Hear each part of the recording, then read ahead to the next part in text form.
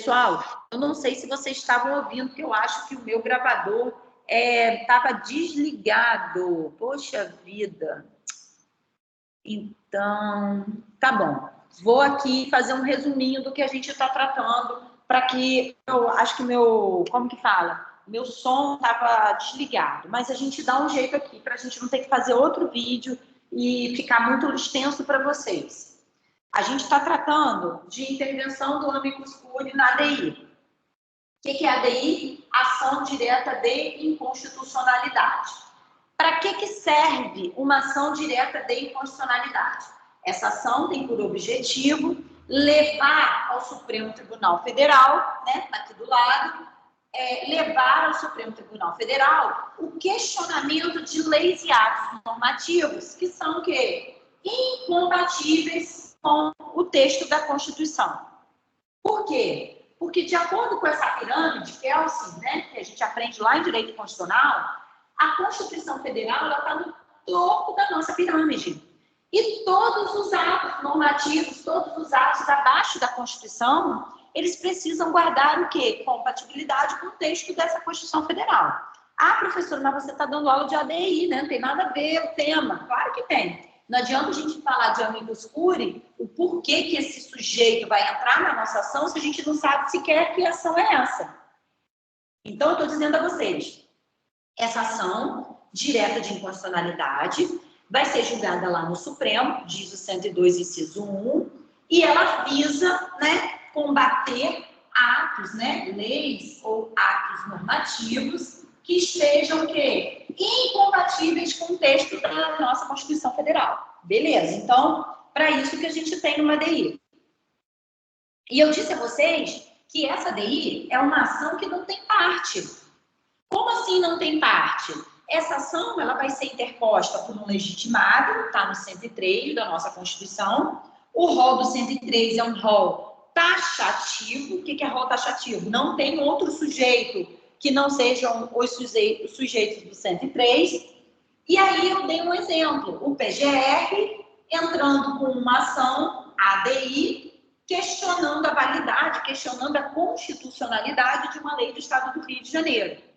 Eu vou fazer a minha emenda, né, fulano de tal, e aqui eu vou botar o Procurador-Geral da República, que tem lá endereço profissional no lugar tal, vem, né, entrar com uma ADI, ele não precisa de advogado, né, ele é membro do Ministério Público, então ele vem interpor uma ADI contra quem?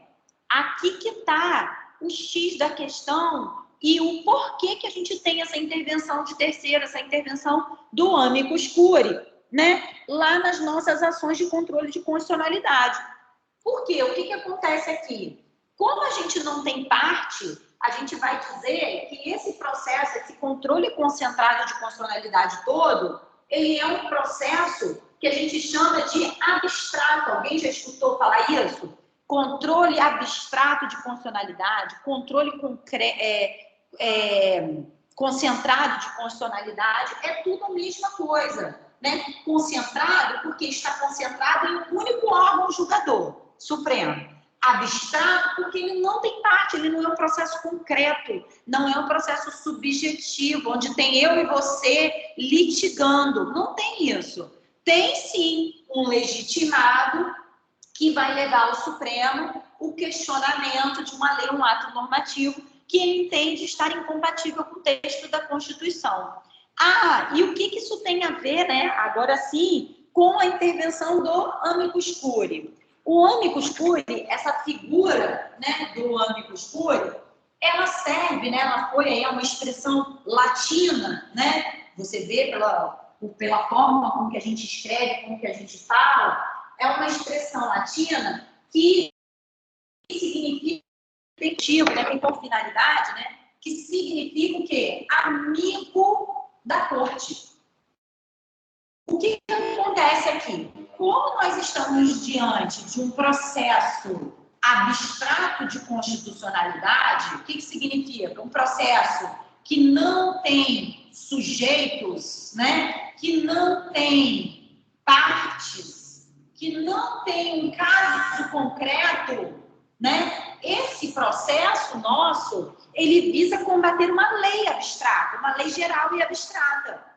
E para que a decisão, preste atenção, para que a decisão desse processo seja o mais próximo à nossa realidade, o mais próximo à vivência da sociedade, o mais próximo de uma decisão na qual a sociedade vai abarcar, nós temos a intervenção do amigo da corte como uma forma desse sujeito, desse terceiro, dizer o que entende, dele dar sua opinião, dele trazer ao processo questões concretas para que o Supremo possa julgar de forma mais próxima à sociedade. O que acontece aqui com o amicus curiae, né? A gente tem até lá no site do STJ dizendo que a atuação do amigo da corte é destinada, né, exclusivamente, assim, especificamente ao julgamento de recursos, né, especiais repetitivos, recursos extraordinários repetitivos, recursos nas quais o Supremo quer tomar uma decisão mais próxima da realidade. Mas esse amigo da corte nasceu aqui, no processo que controle de constitucionalidade. Né? Para quê? Para que essa decisão seja mais próxima. Só a questão é o seguinte, que hoje nós temos que tomar cuidado. Lá no artigo 18, né?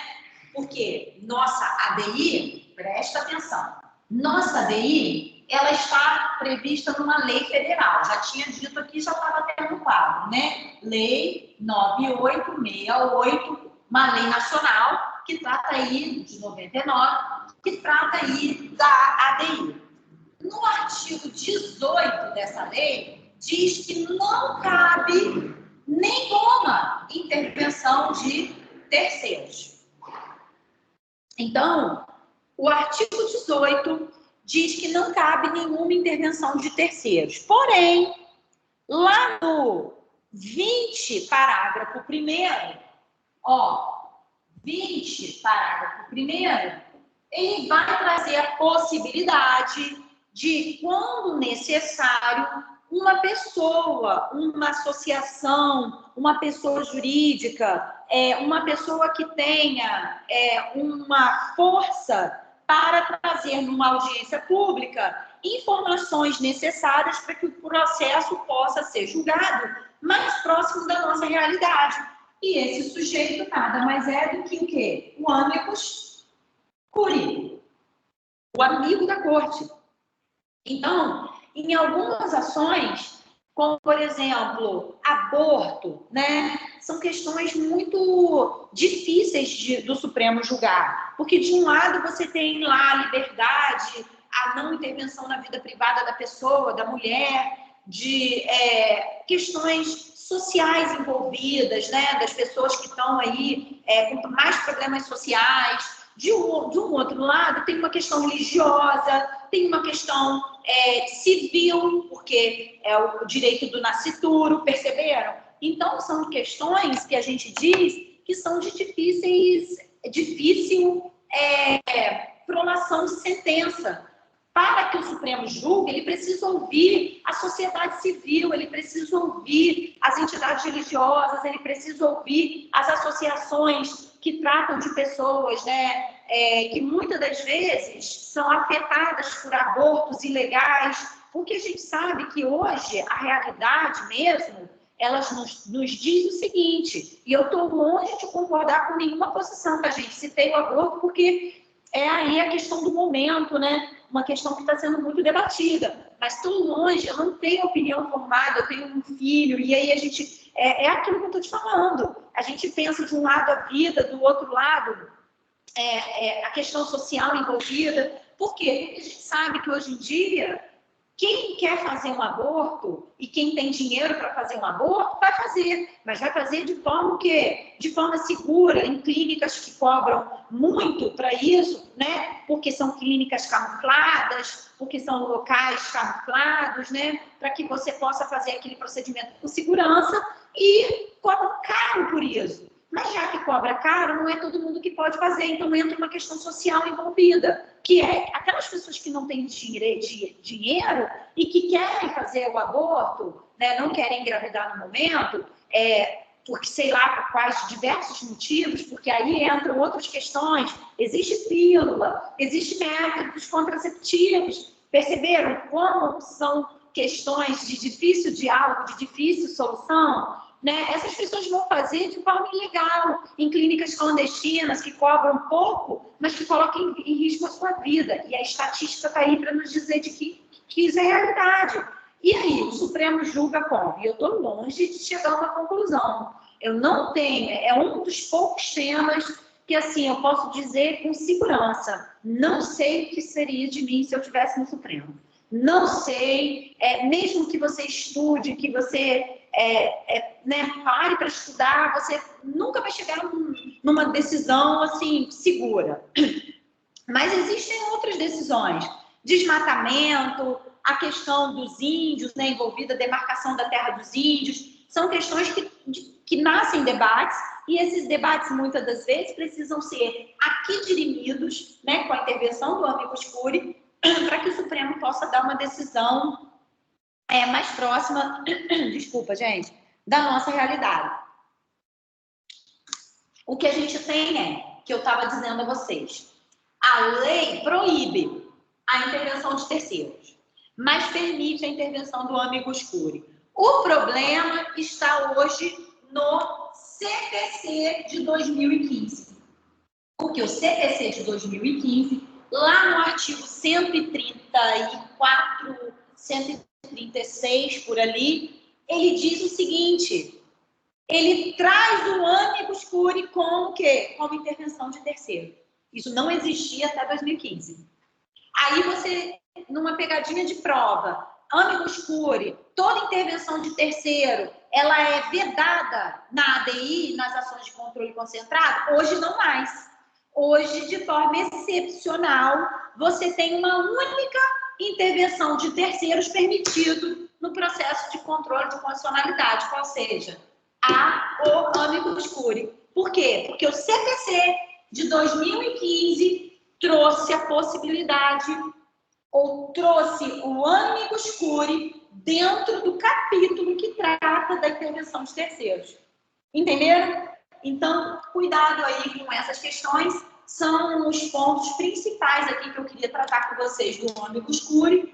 Semana que vem a gente tem nova trilha, espero que vocês tenham gostado do tema, é um tema muito interessante para os recursos repetitivos, né, que são RS repetitivos, extraordinários repetitivos, para as ações de controle de constitucionalidade, e semana que vem a gente está junto de novo, tá bom? Um abraço a todos.